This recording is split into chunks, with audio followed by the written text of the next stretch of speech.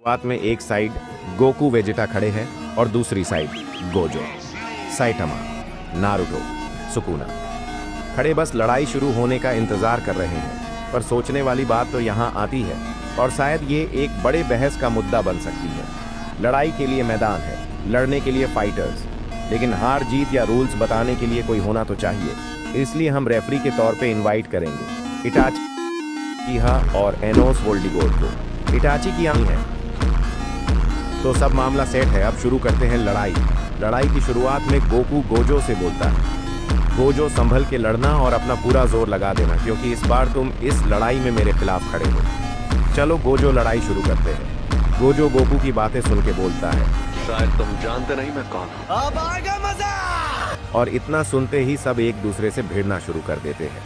Team system से Naruto अपने shadow clone और रासेंगान से गोकू और वेजिटा को भटकाने की कोशिश करता है।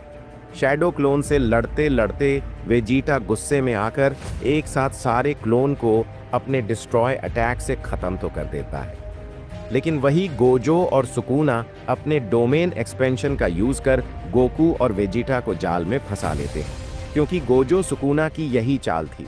गोकू वेजिटा नारुतो के शैडो क्लोन में बिजी रहे ताकि हम इन्हें अपने डोमेन में फंसा सके। सैतामा अपनी पुरानी लड़ाई याद करता हुआ सोचता है, मुझे इतनी दिक्कत हुई थी सिर्फ गोकू से लड़ने में, और यहाँ इन तीनों ने इतनी आसानी से इन दोनों को फंसा लिया। ये सोच ही रहा था कि गोजो और सुकुना का डोमेन एक बड़े धमाके के साथ टूटता है, और सैतामा सामने बड़े ध्यान से देखता है और बोलता है, यही उम्मीद थी गोकू तुमसे। और अब सैतामा बिना कुछ सोचे समझे सीधा इन दोनों पे हमला करता है।